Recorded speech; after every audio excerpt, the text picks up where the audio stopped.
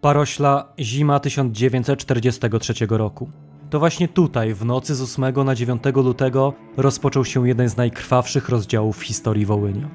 Niewielka polska kolonia w powiecie sarnieńskim stała się miejscem zbrodni, która przeszła do historii jako pierwszy masowy mord na Polakach przeprowadzony przez bandy ukraińskiej powstańczej armii.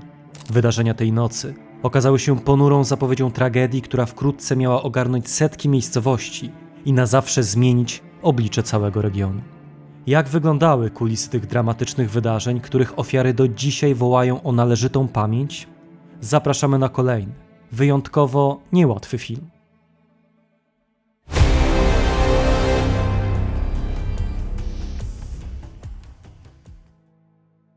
Mecenasem odcinka jest Tomasz Sadurski.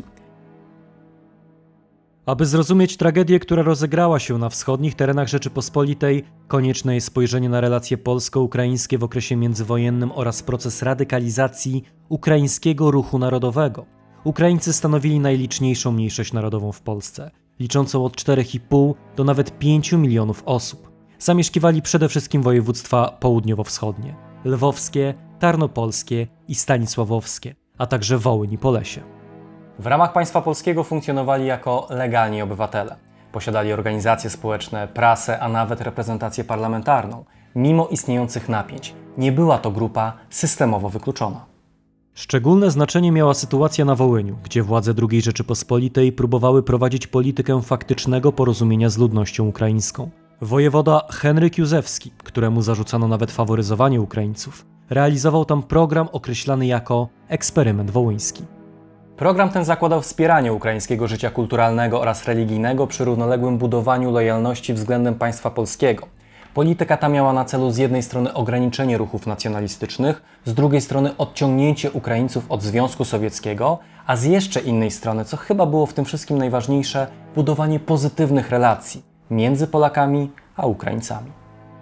Jednocześnie jednak w całej II Rzeczypospolitej narastały napięcia polityczne i narodowościowe. Część ukraińskich środowisk politycznych odrzucała bowiem możliwość kompromisu z państwem polskim, uznając je za przeszkodę w realizacji własnych aspiracji niepodległościowych. W tym kontekście szczególną rolę odegrała Organizacja Ukraińskich Nacjonalistów, w skrócie OUN, która powstała w 1929 roku w wyniku fuzji rozmaitych środowisk emigracyjnych i konspiracyjnych. Ideologia OUN opierała się na koncepcji integralnego nacjonalizmu rozwijanej przez Dmytra Doncowa, zakładającej nadrzędność interesu narodu nad prawami jednostki oraz dopuszczającej stosowanie przemocy jako narzędzia walki politycznej. Organizacja odrzucała drogę parlamentarną, stawiając na działania rewolucyjne obejmujące liczne akcje sabotażowe oraz zamachy wymierzone w konkretne osoby. Ich ofiarami padali przede wszystkim przedstawiciele władz polskich, w tym m.in. paradoksalnie pozytywnie nastawiony do Ukraińców Bronisław Pieracki, a także Ukraińcy uznawani przez nacjonalistów za zbyt ugodowych wobec państwa polskiego, jak dyrektor Lwowskiego Gimnazjum Akademickiego Iwan Babi. Partnerem kanału Okupowana Polska jest sklep militaria.pl. Przez pierwsze lata funkcjonowania organizacja była kierowana przez Jewchena Konowalca. Po jego śmierci w 1938 roku doszło do wewnętrznych napięć, które w 1940 roku doprowadziły do rozłamu w łonie organizacji. Wyłoniły się wówczas dwa konkurencyjne ośrodki. Frakcja Andrija Melnyka, określana jako OUN-M, czyli Melnykowcy, oraz grupa skupiona wokół Stepana Bandery, znana jako OUN-B, czyli Banderowcy. Oba skrzydła dążyły do utworzenia niepodległego państwa ukraińskiego, jednak różniły się metodami działania, strukturą organizacyjną oraz oceną sytuacji międzynarodowej. Melnykowcy reprezentowali starsze, dużo bardziej schierarchizowane środowisko, które przede wszystkim opierało się na ewentualnej współpracy z III Rzeszą Niemiecką, podczas gdy banderowcy stawiali nacisk na działania terrorystyczne, konspiracyjne i oparte na przemocy. Z czasem to właśnie frakcja OUN-B zdobyła dominujące wpływy na Wołyniu i stała się główną siłą organizacyjną ukraińskiego podziemia w tym regionie. Decydujące znaczenie dla dalszego przebiegu wydarzeń miała oczywiście II wojna światowa. Rozpad państwa polskiego w 1939 roku, a następnie kolejno okupacja sowiecka i niemiecka doprowadziły do całkowitej destabilizacji porządku społecznego. Nie bez znaczenia pozostawały masowe mordy na ludności żydowskiej, które z jednej strony prowadziły do brutalizacji życia społecznego, a z drugiej angażowały tysiące Ukraińców, którzy w mniejszy lub większy sposób współpracowali z Niemcami i wykonywali nawet najbardziej zbrodnicze rozkazy. Realizowana przez Niemców zagłada Żydów stała się dla Ukraińców ważnym punktem odniesienia, pokazując, że całe społeczności mogą zostać fizycznie wyeliminowane przy użyciu masowej przemocy.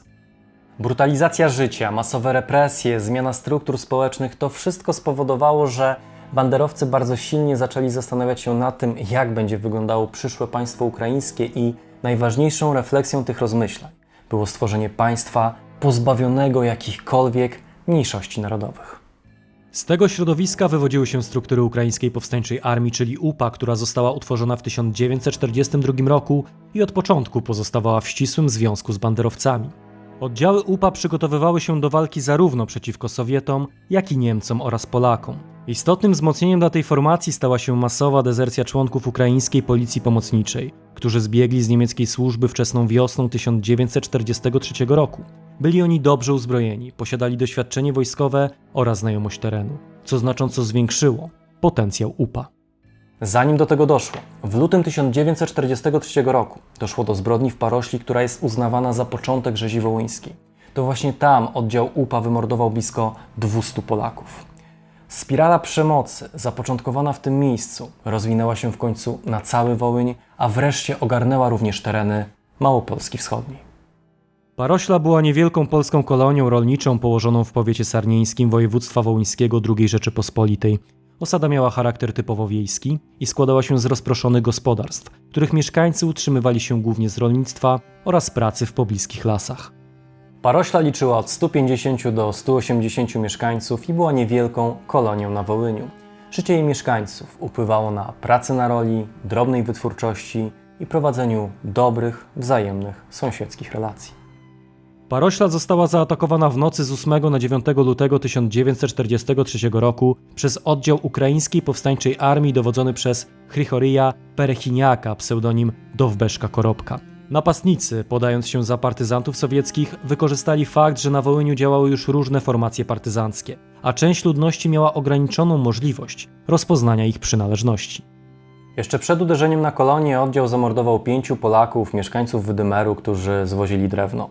W momencie, gdy oddział wkroczył do miejscowości, sprawiał wrażenie pozornie życzliwego, co uśpiło czujność większości mieszkańców. W kolejnym etapie mieszkańców zaczęto systematycznie wyciągać z domów i gromadzić w kilku punktach kolonii. Jak zapamiętał Witold Kołodyński, wówczas 11-letni chłopiec, moment wejścia uzbrojonych ludzi do ich domu miał charakter nagły i całkowicie zaskakujący. Do domu weszło około 16 osób. Kilka z nich miało na sobie rosyjskie furażerki, pozostali byli ubrani w ukraińskie sukmany. Dowódca kazał przygotować dla swojego oddziału jedzenie i słomę do spania. Twierdzili, że chcą przegonić Niemców, ale tej nocy muszą przenocować w naszej wsi, a my im musimy pomagać. Kolejnego dnia mieli odjechać. Z każdą minutą sytuacja stawała się jednak coraz bardziej niebezpieczna. Ukraińcy wkroczyli do domu Kołodyńskich wraz z kilkoma kozakami. Jak się później okazało, byli to jeńcy, których najpierw przesłuchano, a następnie zamordowano siekierami. Równocześnie banderowcy zatrzymywali wszystkich próbujących przejechać przez osadę. Po zakończeniu obiadu przystąpili do właściwej fazy akcji, czyli masowych mordów. Zanim rozpoczęto zabijanie, domowników zmuszono do tego, by położyli się twarzą do ziemi, po czym ich związano, argumentując to tym, że w razie przyjścia Niemców nikt z nich nie zostanie oskarżony o sympatyzowanie z partyzantami. Był to jednak podstęp, po którym rozpoczęto właściwe mordowanie. Ofiary zabijano głównie przy użyciu siekier, bagnetów, noży oraz innych narzędzi, co miało charakter wyjątkowo brutalny i bezpośredni. Ofiarą Ukraińców padły całe rodziny, starcy, kobiety, a nawet dzieci. Widziałem osobiście, wspominał Władysław Chorążyczewski, na stole wśród samogonu i resztek jedzenia dziecko 12 czy 14-miesięczne przybite bagnetem, w którego usta był włożony niedojedzony kawałek kiszonego ogórka. Tego widoku nie zapomnę do końca życia. Opór wobec sprawców kończył się szczególnie brutalnymi represjami. Walenty Sawicki i Mieczysław Bugajewski zostali zamordowani ze skrajnym okrucieństwem. Po zabiciu ich ciała poćwiartowano. Według ustaleń historyków Ukraińcy zamordowali od 150 do 173 osób. Likwidacja miała charakter całkowity. Ukraińcy zabijali całe rodziny w gospodarstwach, które później były rujnowane i palone przez najeźdźców. Jeśli chodzi o strukturę oddziału, źródła wskazują przede wszystkim na dowództwo wspomnianego wcześniej Hrychoryja Perechiniaka, który tego samego dnia zamordował również 15 Polaków w hutorze Toptyn. Dokładna lista wszystkich uczestników ataku na Parośle nie jest możliwa do otworzenia. Wiadomo jednak, że w zbrodni uczestniczyli także Ukraińcy z okolicznych wsi. Często sąsiedzi ofiar, z którymi mieszkańcy Parośli utrzymywali wcześniej poprawne, a nierzadko nawet dobre relacje. Po zbrodni z 9 lutego 1943 roku Parośla przestała istnieć. Ocalało zaledwie kilkanaście osób, które stopniowo wychodziły z kryjówek lub były odnajdywane przez mieszkańców sąsiednich wsi. To właśnie oni, widząc spustoszoną kolonię i ciała ofiar rozrzucone po gospodarstwach, jako pierwsi przekazali światu wiadomość o tragedii. Pogrzeb zamordowanych odbył się 12 lutego 1943 roku. O samej sytuacji poinformowano siły niemieckie, które prawdopodobnie zapewniły bezpieczeństwo żałobnikom. Tego dnia w zbiorowej mogile pochowano 137 osób. Pozostałych zamordowanych pochowano w pobliskich miejscowościach na tamtejszych cmentarzach. Po wojnie Parośla nie odzyskała już swojej przedwojennej roli. Teren dawnej kolonii stopniowo zarosł lasem i został wchłonięty przez zmieniający się krajobraz Wołynia. O ofiarach nie zapomniano jednak całkowicie. Zbiorowa mogiła przetrwała dzięki Antonowi Kowalczukowi, Ukraińcowi z Żółkiń, który w latach 70. XX wieku otoczył ją płotem i postawił przy niej betonowy krzyż. Tym bardziej wymowny pozostaje fakt, że pamięć o zamordowanych przez dziesięciolecia podtrzymywał zwykły mieszkaniec okolicy. Trudno nie dostrzec kontrastu między jego postawą a współczesną polityką historyczną Ukrainy, która wciąż nie potrafi w pełni zmierzyć się z dziedzictwem zbrodni wołyńskiej i jednoznacznie upamiętnić jej ofiar oraz potępić sprawców. Dziękuję Państwu za uwagę i do zobaczenia w kolejnym odcinku. Patronami kanału są Emilia Cieśluk, Kuba Szafrański, Hubert Kędziorek, Adrian Giersz, Tomasz Sadurski, Katarzyna Rusnak, Krystian Dziarek, Radosław Kuśmierz, Damian Stasik, Małgosia Drązikowska, Julie Clark, Urszula Babiuch, Paweł Łabno, Ewa Ogrodnik, Marcin Hatys, Michael Fendryś, Dariusz Stelmaczonek, Adrian Flor, Piotr Kośmider, Hubert Walas i Łukasz Papież. Ty również możesz mieć wpływ na tworzone przez nas materiały. Dołącz do nas już dziś na platformie Patronite.